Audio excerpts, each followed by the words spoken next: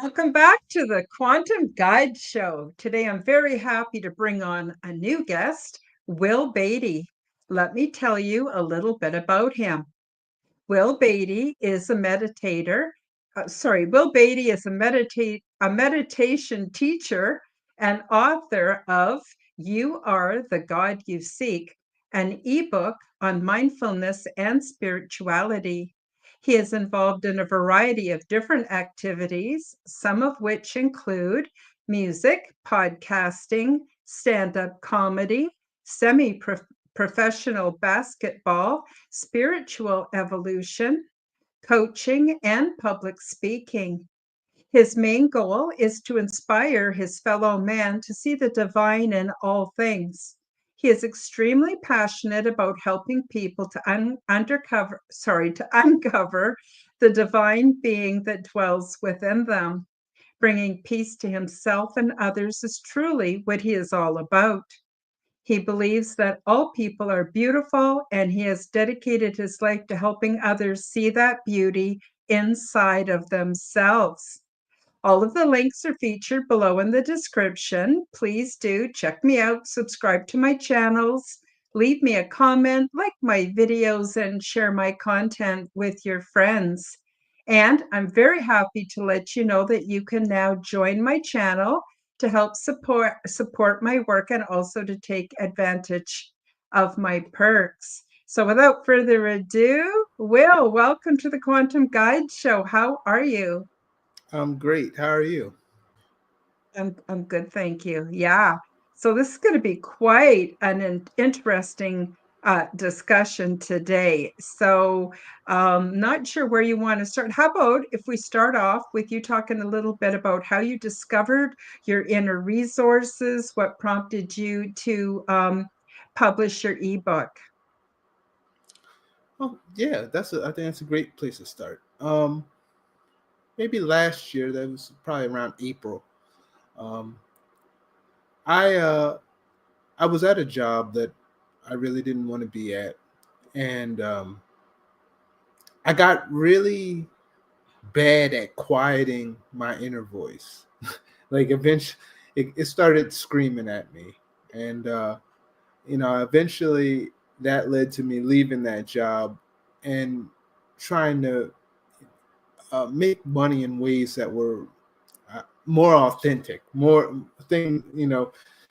Um, I think when you do menial tasks and you're just kind of feeling like, oh, a robot could do this, that's a crushing kind of a feeling, and just to find something that's a little bit more in tune with myself, I think it gave me a space to get into this meditation practice that I had began doing, and I had formed over a couple of months, and it led me into a space where I really wanted to share that with people.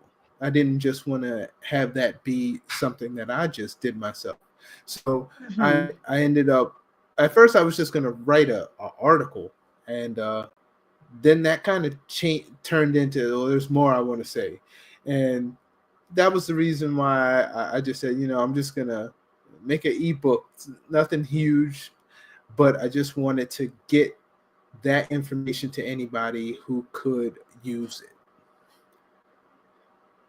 Yeah, that's wonderful. And I am quite sure a lot of people, need help in that area. A lot of people have trouble with quietening down that monkey mind that just goes on and Oh on yeah. and on. It's like we've got a committee of assholes in our head that wants to uh, uh, put us down, make us give up before we try anything. It's just Yeah. constantly going. I know I had a real problem with that. And it wasn't until I started basically practicing anyway, just started doing it, and Mm-hmm. practicing every day. And then I learned about heart mind coherence. And Yeah. that really, I love that's probably my favorite type of meditation. How would you classify the kind of meditation that you do, Will? You know, um, I've been aware of meditation for a long time. And for many years, I just kind of like kept it at bay. I was like, I'm not, I know about it, but I don't think that I can do that, you know. And over time, you know, I watched different, you know, people meditate in different ways. So then I kind of came to this understanding at some point in time that meditation, I think it's a very personal thing. I think it's, Mhm. you can have someone maybe instruct you in a certain way. It's very personal. So my personal practice came from me looking at the things I saw in myself that needed some work, and Mhm. the meditation space gave me a place to guide myself. My meditations are guided. When I do them, I really enjoy being able to um, spark certain thoughts in Mhm. a person, and because I think that that's a very there's something very energetic about that. But also understand that the quieting of the mind is what some people solely seek. They just don't want to hear that chatter, and I understand that. Mhm. Um, Mhm. but but for me, I was at a place where I felt like certain thoughts, when meditated on, become you start to bury them in your subconscious.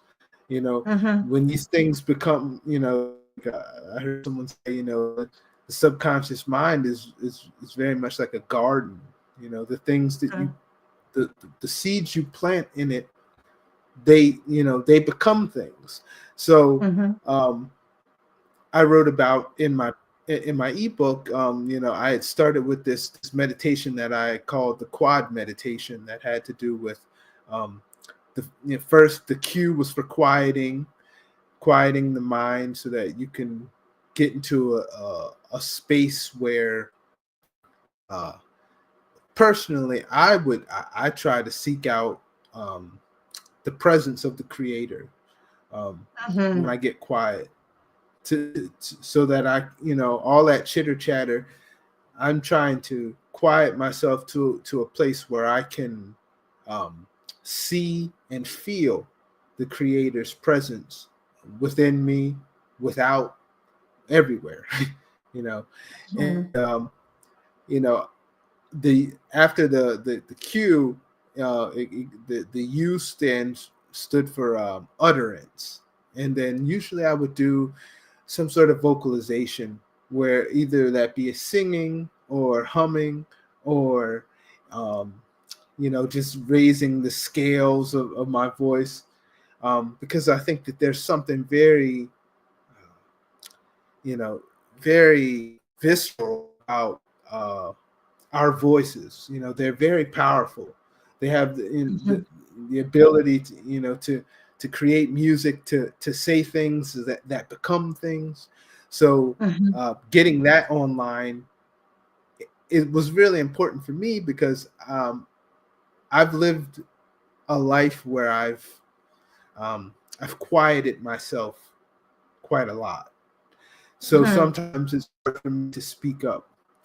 Um, But then after that, got into the A, which was for aim, and that's when I can really flesh out what I want to accomplish in a day, and to see myself walk through that in my mind, so that I can know that it is possible, and I think it builds your ability to, when you can see that success in your mind, it's easier to walk into it. Yep, And then, absolutely. you know, and then finally the Mhm. D, that was for discipline. And I usually, this, I form this really in the shower. This is my shower meditation. That's when I can go away, and my kids, they'll kind of give me some space, they won't come barging in, and but for discipline, I would just usually do something that was uncomfortable but had meaning. So I Mm-hmm. used to do this thing called a horse stance, where I could, it was uncomfortable, but it was meaningful. And, Mm-hmm. you can also do that mentally by holding difficult thoughts that, Mm-hmm. that we want to run away from. But ultimately, that was what introduced me into meditating regularly. And, that was, uh, close to 7, 8 months ago. Um, Mm-hmm. and now, it's an everyday thing. I can't, you know, if I go a whole day without meditating, I can't even actually imagine that anymore. Mm-hmm. Mm-hmm. Oh, yeah, I agree. Same for me. I want to just give a quick shout out to Tennessee, Kentucky, Bigfoot. He says, hi, well, Hello. it's nice of you to join us, Tennessee. Nice to have you here. Thank Um, you. I also wanted to point out to the listening audience that meditation isn't always what we would consider meditation. And I'm going to see what you think about this, Will. Like, for instance, for me, sometimes just being mindful so that I'm aware of my thoughts. I didn't realize how many Mhm. thoughts I had that were just repeating, kind of like old tapes just going on Mm. in my mind that filled my day. And a lot of them were unnecessary, illogical, were no longer had Yeah. any relevance in my life. And I would challenge those thoughts and go, why am I thinking that way? That's Mm. ridiculous. That has no bearing on my life today. And just being aware and kind of catching it. And then that started to slow down. And then another kind of meditation I do is when I'm out walking. When I'm out walking, what I do is I don't try to think about anything. I just kind of let my mind kind of float along with me, Mm. and it creates space for the creator to introduce things to me that I now have room for. And when I'm Mhm. walking, I'm not that distracted by all the screens, for one thing. And I'm Yeah. just wondering if you have any thoughts around the different ways that people might actually be meditating without realizing it, and it isn't always transcendental or whatever. Some Yeah. people Yeah. say you have to do it this way, you have to think of nothing. uh, Oh just man. the slowing of it all down, seems to be Yeah. really helpful for me. Anyway, what are your thoughts, Will? Oh, that's perfect, because that's exactly the way I see it. I think with meditation, we, especially in the mindfulness space, people are really hung up in, well, who taught this and when and all of these things. I'm more concerned with, does it have results? I only Hmm. began to give what I have because I saw the results in me, you know. So Hmm. it's like I said to somebody the other day. That's it's like if the Buddha was meditating and teaching meditation, and somebody said, "Hey, do you have your certificate?" You know, Yeah, no, yeah, no one would ever say exactly. anything like that. Hmm. But Hmm. like you were saying though, I think meditation for us in the West is far different than how it is for a monk on top of a mountain somewhere. We Hmm. live completely different lives, and we have to figure out how to fit that into our lives. And like you Hmm. said, these walking meditations, um, sometimes just being, like you said, being mindful of your thoughts, um, understanding that just um, your thoughts are these creations, and they're sort of without judgment, in the sense that you can create extremely great thoughts and you can create destructive thoughts just as well. And my destructive thoughts for much of my life, um, they guided me into places that, when you can kind of look back with a with a different perspective, you can see like, wow, like there were times where I was doing things that I don't even believe in. I don't even that they're Mhm. not even things that Mhm. I would actually. And you're like, how does that happen? And that's, I think, is the cost of not being mindful, not understanding who you are and what you're about. And um, mindfulness is, it sounds like, I remember back when I first heard that term mindfulness, and I was like, this. What do you mean? Like everybody's mindful. I mean, I can tie my shoe. I can, but at the end of the day, mindfulness is, uh, it. I think it's innately um, tied into spirituality. It has Mhm. it has to do with you being the best version of yourself. And that's what I try to do every day. I mean, I'm not I know I'm not the most perfect meditator or meditation teacher, but every day I take time to try to uncover the best version of myself. And that's all I Mhm. think I can do. Mhm. Mhm. Now, I got another question for you. When Mhm. I started being mindful, and it was basically just listening to what I was thinking in my mind, being aware of it, right? And I realized that a lot of the things that were preoccupying my mind were not even mine. So I want to delve a little bit into the construct that we're born into and how it programs us. And it gets us obsessing over all kinds of things to, is my butt too big? To Yeah. should I have people over on Saturday night? To, gee, wonder what's going on in Yeah. Sarah Sue's life? Or it just on and on and on. And I found that uh how I dissolved it was just being aware of it and kind of catching it every time. I would catch it and go, aha, I see, you know what, this is bullshit and this is not me, and I Yeah. don't have room for this anymore. What's your thoughts, Will, on deprogramming from the construct that we're programmed into, with everyday society? I would say there was. I remember many years ago. I I was talking to my uncle who was a pastor for many years, and I was trying to Hmm. explain a spiritual concept to him. And um, I made this thing that I called the spheres of division. And Hmm. what I did was, it was a bunch of concentric circles, and on each layer of the circle, it was like an onion. So in the Hmm. center of it, we have the indivisible um, aspect of creation that we are, right? That's at the core of, I believe, all things, right? At the bottom of it all.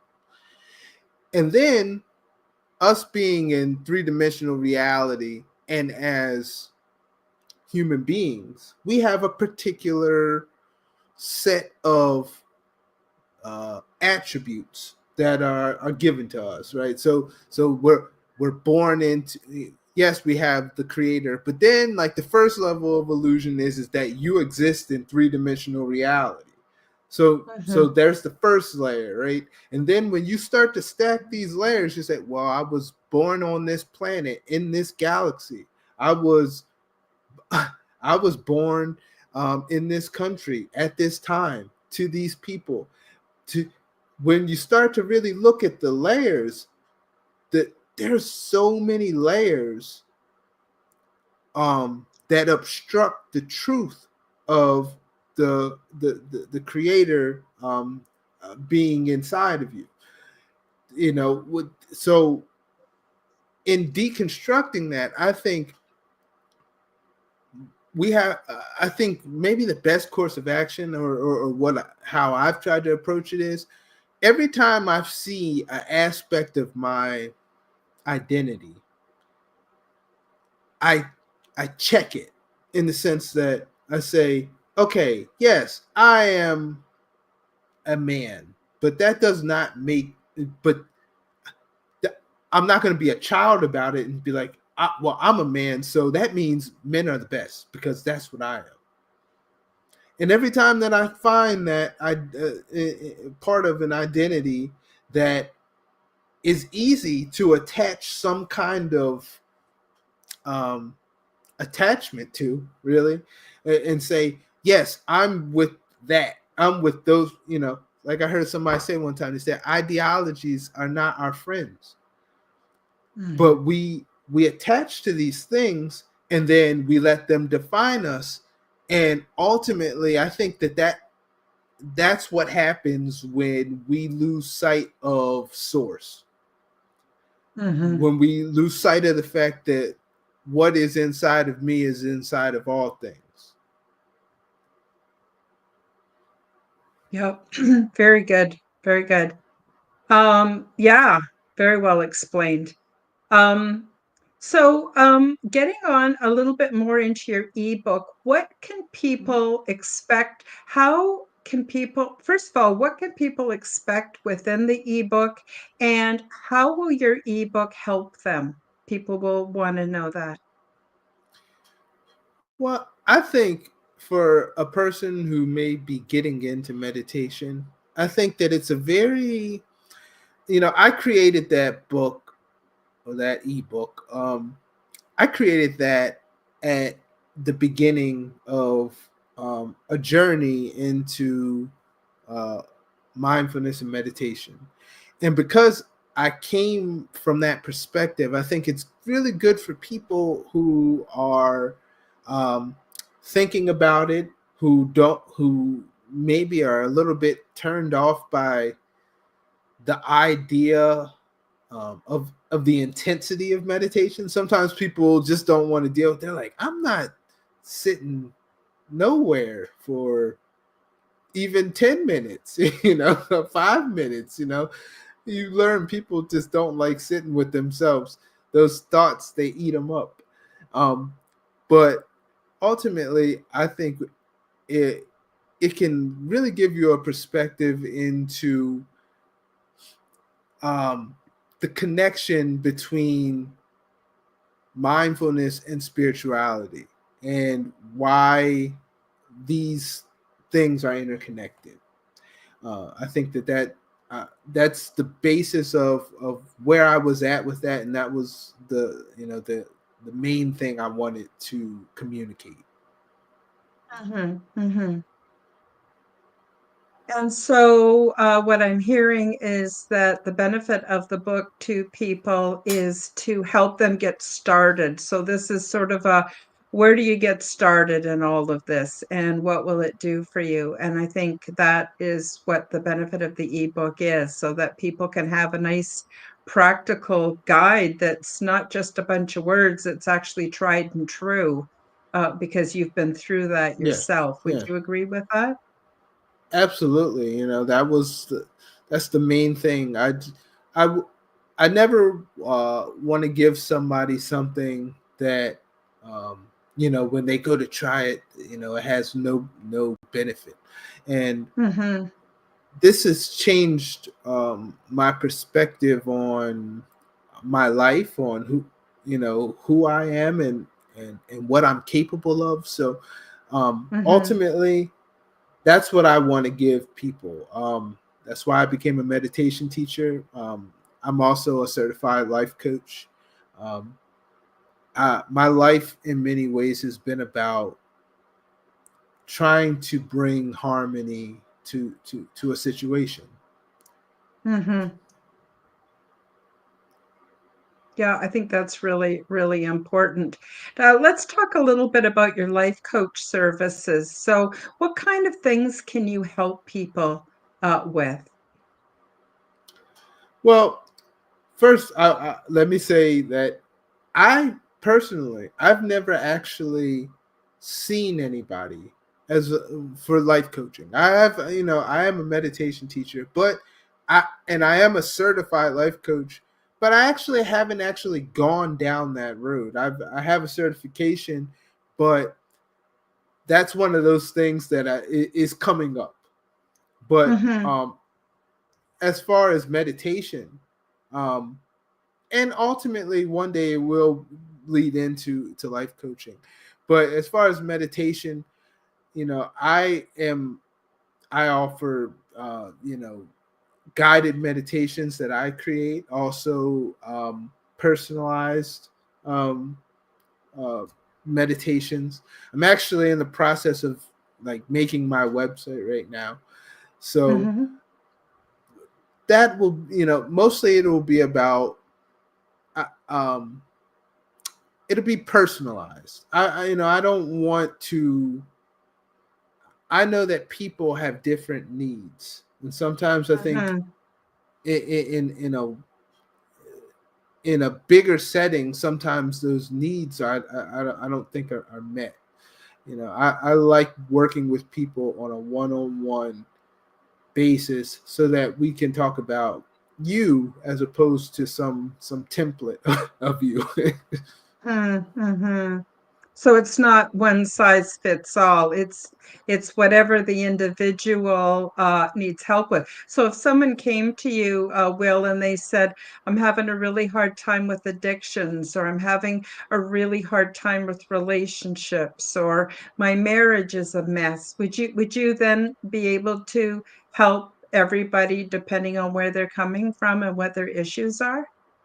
I believe I absolutely could, because um, before I was a meditation teacher, before I was a life coach or anything, this is, I loved working these things out with people I'm close to. Mm-hmm. I think you have to have you have to have I love it. I love to see peace come to a person. Mm-hmm. I, and you know to be um, to be able, first of all, it's a very vulnerable thing to open up to a person, and to Mm-hmm. let them help you. So I Mm-hmm. appreciate that. So all I, there I've never met someone who I couldn't help to some degree. Mm-hmm. I grew up with all kinds of I've lost so many friends to addiction. I Mm-hmm. can't even count. But Mhm, in certain times, though, um, you you can say things to a person when you can see a person, when you can see them, and say, I know that you're not this worthless person. I see your value, when they don't mhm, even see their own value. That's that's the core of it. I think is the fact that I can see the value in people sometimes when they can't even see it in themselves. mhm, And you know, once you see it, then it's just about, can I bring this out of you? Can I mhm, get you to see? And that's what I'm all about. I'm still very new into all of this, but that is my direction, to help as many wow. people as I can. Yeah, I think that a lot of people in our mainstream society don't feel seen, don't feel heard, don't feel cared Yeah. about. And when they have somebody with their focused attention on us and they see us and our potential, that goes a long, long way in helping us to believe in ourselves. Mm. Will, I want to just take a short break, 2 minutes, to play Sure. a promotion and tell everybody about my new book. And then we're going to come Sounds back good. and then let's segue a little bit into your music and how that sort of overlaps with everything we've talked about so far. How would that be? That sounds good. Okay, so stay tuned, everybody. We'll be right back. And in the meantime, I know you're going to want to hear about this. So, Transdimensional, Meet the New Neighbors. Check out my new book available from Amazon bookstores worldwide and read the stunning details about ET diversity and culture, along with their advanced ways of living and expressing spirituality, which is in no way like anything imagined here on Earth.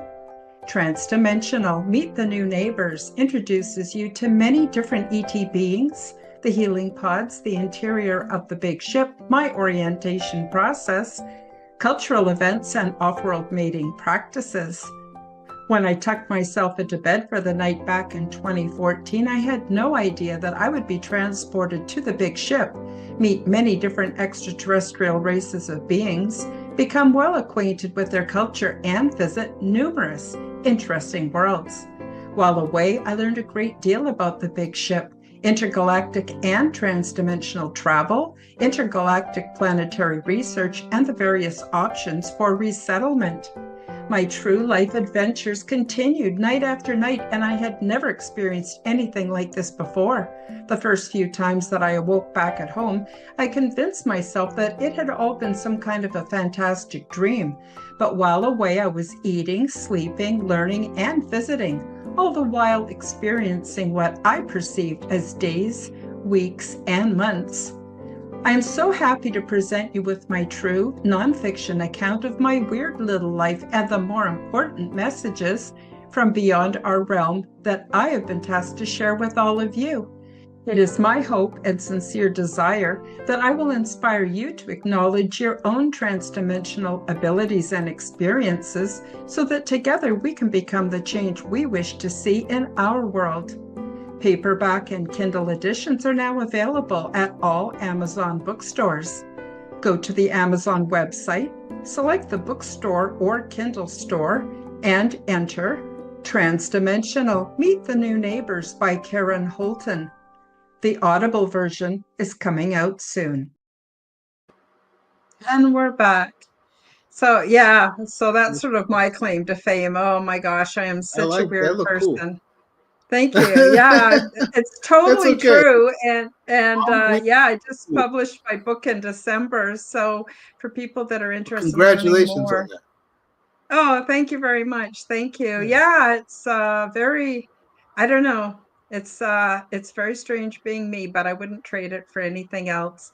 So That's how I feel. yeah, thank you. So before we went to the break, we were talking about your ebook, You Are the God You Seek. We were talking about how people can benefit from meditation and that there's different ways that we can meditate. And we talked about the value in your life coaching because you are able to see people for who they are and their potential, but also their innate worth. And I'm not sure if I'm leaving anything out. Please feel free to No, I fill think in. that's no. I think you're good.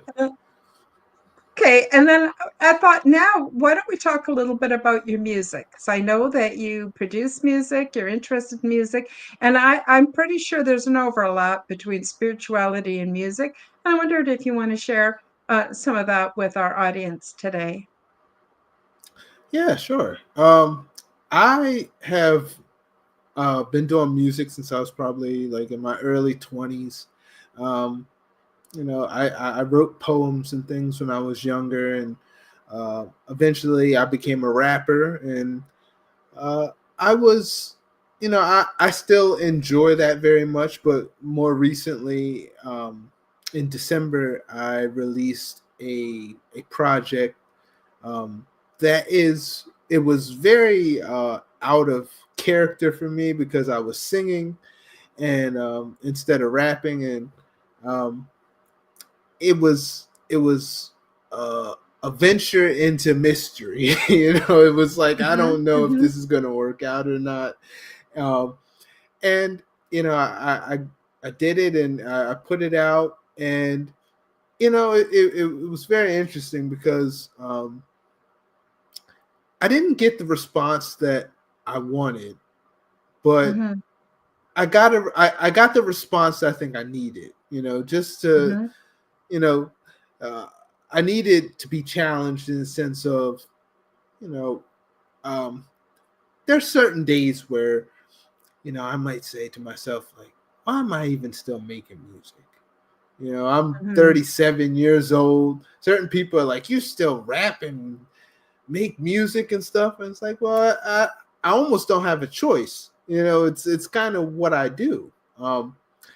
But I needed it to be tested, I think, to realize that because now I just started recording my next project like yesterday. So, I had this bump, and I really was down kind of a little bit about it.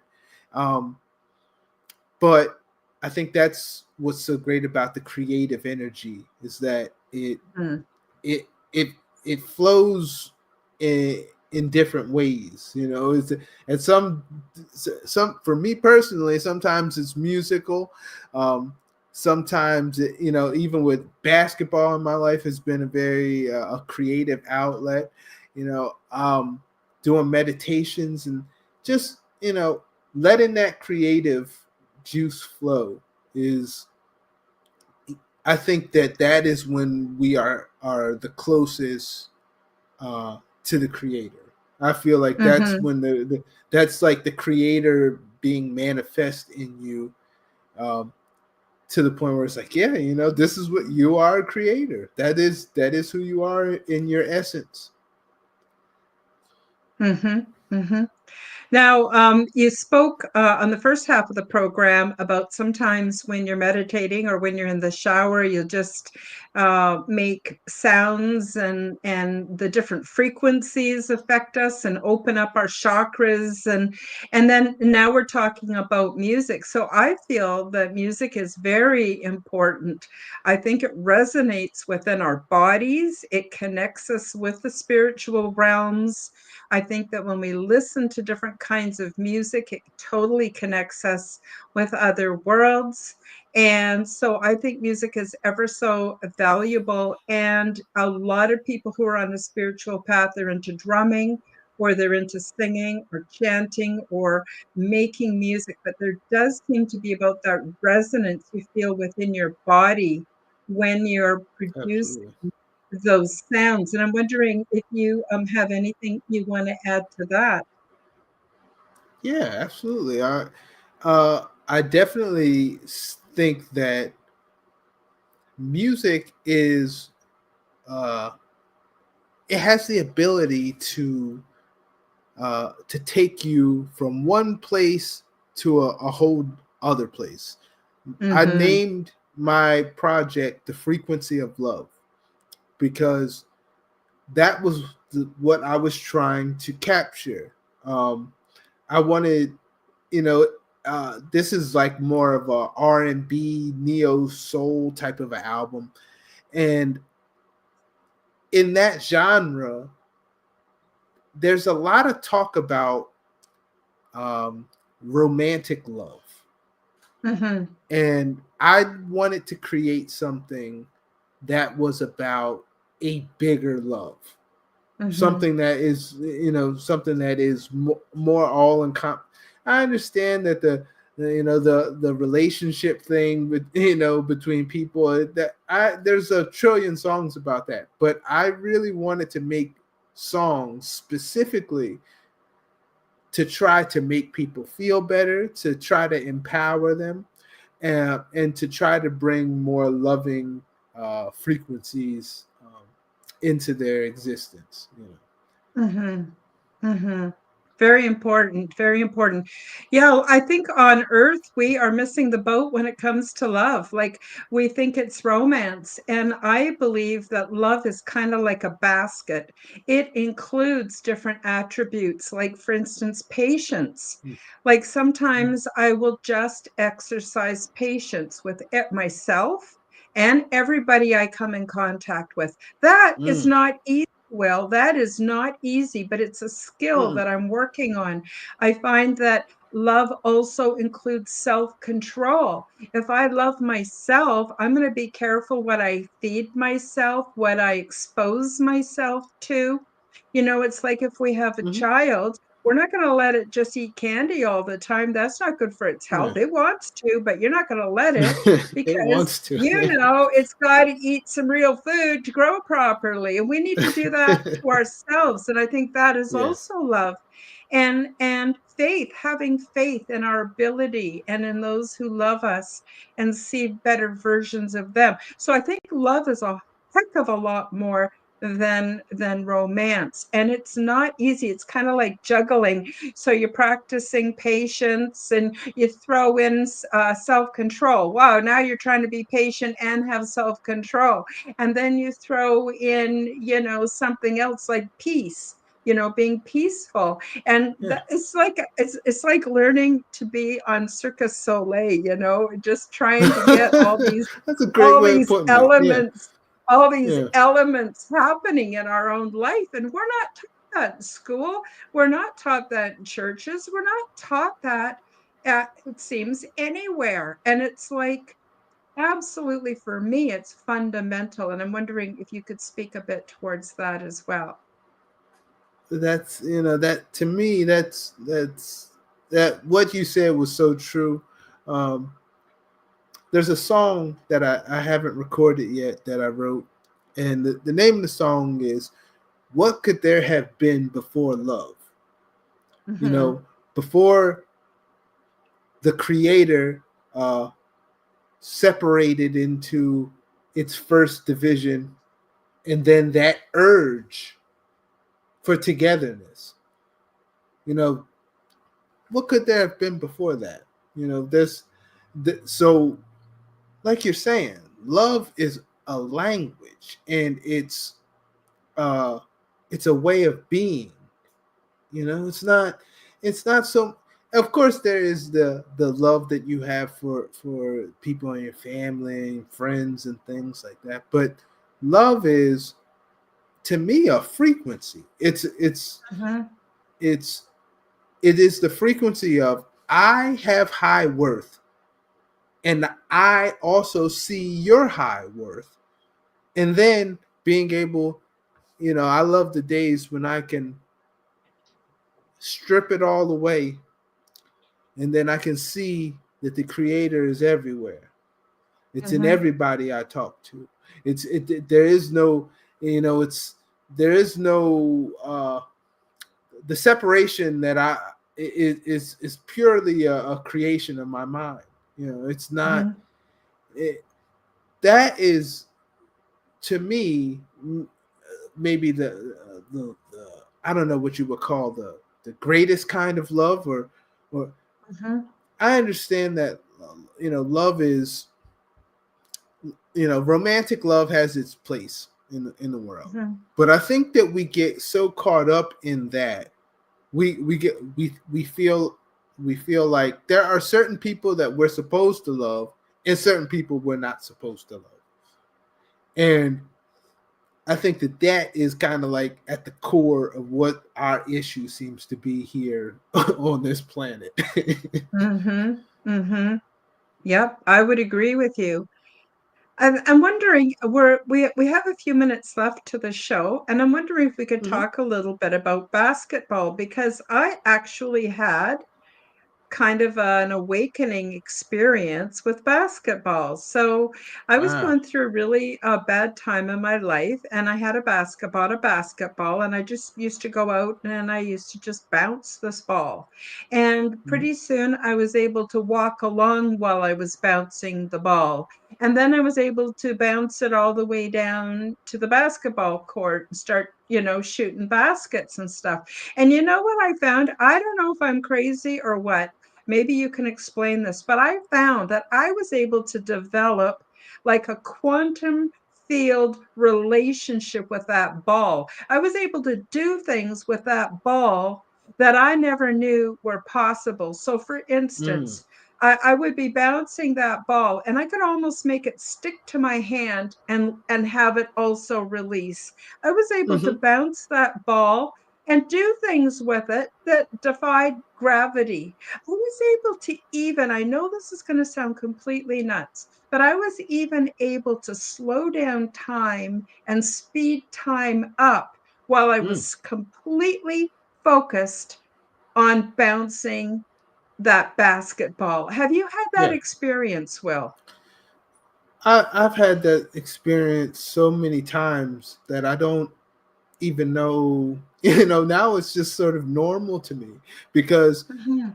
um, basketball, I think, like maybe any other sport, I don't want to put it at like, like, oh, basketball's the greatest, but I think whenever we can do anything that can put us in a flow state and Mhm. lets and we can see what we're doing, you know. Mhm. And for me personally, you know, like I've played basketball for since I was like 5. You know, I played basketball in high school. I played basketball at like a semi-professional level. I didn't make a whole lot of money, but I've been on a professional basketball court. And I kind of, because I've been to certain levels. When I play basketball, just say at, I was just playing at a church last night, just with some friends, and Mhm. I'm able to do things that they don't understand how I can do them. And Mhm. it's because I've I've merged my creative mind with basketball. So Mhm. I'll do things that maybe I didn't even know that I could do, or I just made up on the spot. And people say, how did that shot go in? And I said, well, because I gave it the opportunity to happen. And Mhm. it's I know it's funny when you were talking about feeling the ball go into your hand, and you feel like, yeah, like it's sticking here kind of before I put it Mhm. back. Yeah, when you start to get that kind of a relationship with the ball, it my experience with basketball has been a spiritual experience. It Mhm. teaches me things about life. It teaches me about teamwork. It teaches me about um, value and how to give value to people when they because when you're on a team with people, there's a whole bunch of personalities. This Mhm. guy's girlfriend is mad at him. This guy didn't eat this like, and you gotta, as a team leader, you have to figure out how to manage these personalities so that you can get done what you need to get done. So Mhm. that's crazy that you had those feelings in just dribbling the ball, but Mhm. I know those feelings very well. Mhm. Yeah, I really recommend basketball to everybody, no matter how old you are, how young you are. Just go out and bounce a ball and just focus on the act of bouncing that ball. That probably loops us back around to meditation again, Will. So, I so meditate before I play basketball. we are quickly running out of time. I want to give you some Okay. space, though, to let you talk about anything we didn't cover. And also, I would like you to share if you have a message for humanity or you've got something, that you want to tell everybody. And then also where people can reach you. Now, I do have the links in the description below the video, but a lot of people will be listening to this on an audio platform. It's good for them to hear where they can reach you as well. So I'll turn the show over to you, Will, and whatever you want to share with us would be most appreciated. All right. Well, first of all, Karen, thank you so much, because this has been a great experience. I really love your layout and everything. And it's very inspiring because I'm about to launch my own podcast, um, most likely within the next month. I'm setting it up now, and I'd love to have you on there. It's a spirituality based podcast called Awakenings with Will, so that will be coming out pretty soon. As far as I love that you covered, you even covered the basketball. So I really appreciate all of that. This has been good. Um, but as far as um, a message to humanity, um, the thing that I would say is getting past these divisions that we've created um, is a spiritual process.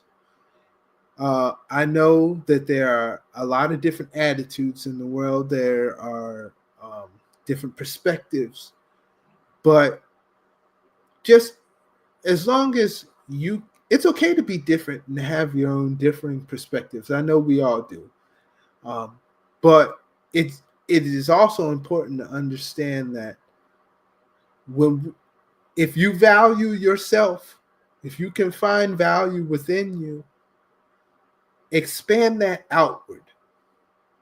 And especially at challenging times when you come across people who you might feel like don't deserve your respect, or they don't, they voted for somebody, they did, we have to be able to still see value in people and everything else that is not us. And ultimately, I would just say, um, find the peace inside of yourself, and then find that in other people. Inspire that peace in other people. Um, that's really what I would say. Mm-hmm. Yeah, it's a beautiful message and so true. I couldn't agree with you more. So Will, where can people find you? Where can they find your ebook? Where can they find your music? Where can they find out more about you and Okay. stay in touch so that they can start watching your podcasts?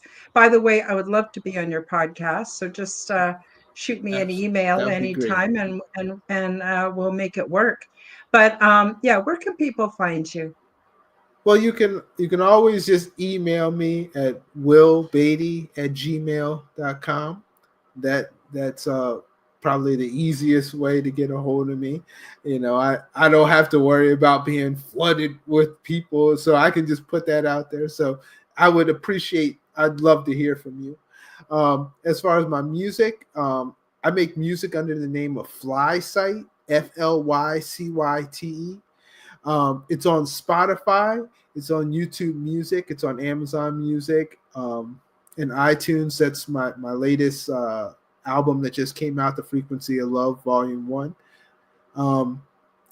And yeah, am I missing something? I might be missing another thing. What about Oh, the ebook. The ebook. That's what I'm. willbeatty.gumroad.com? Yeah. Yes.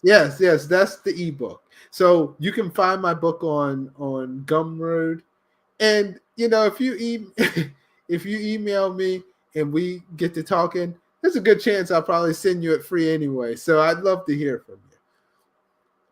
Wonderful. Wonderful. Well, it's been a real pleasure having you on the show today, Will, It was giving great. us lots Thank of you. things to think about and a lot of positivity. And if you ask me, that's what the world needs right now is positivity. Take our minds out of all the dramatic screen stuff that's going on. Even me, I have to watch how much I Me can get too. sucked into the screen, and the next thing Me I too. know, all my emotions are whipped up and everything else. But Yeah. and I want to thank everyone who joined us in the live chat, and I want to thank Yes. the Thank you. listeners and the viewers, those watching the replay, listening on audio podcasts. I appreciate everybody so much. I'm sending much love and best wishes out to all of you.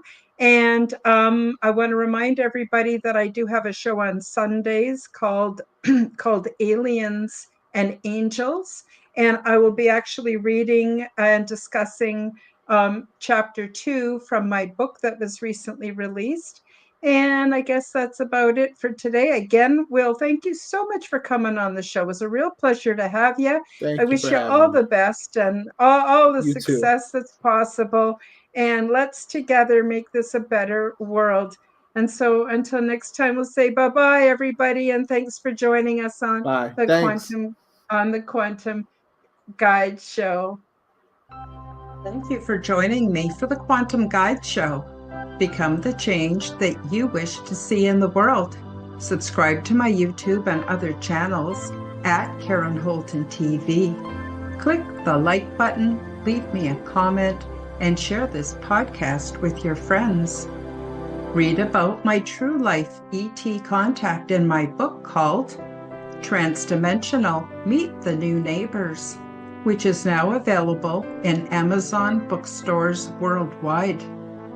Check out my website at www.KarenHoltonHealthCoach.com. to see my free resources and amazing products and services. All the links will be in the description below. As part of the Forbidden Knowledge Network, you will find the Quantum Guide Show with Karen Holton and also the Aliens and Angels podcast on all audio platforms.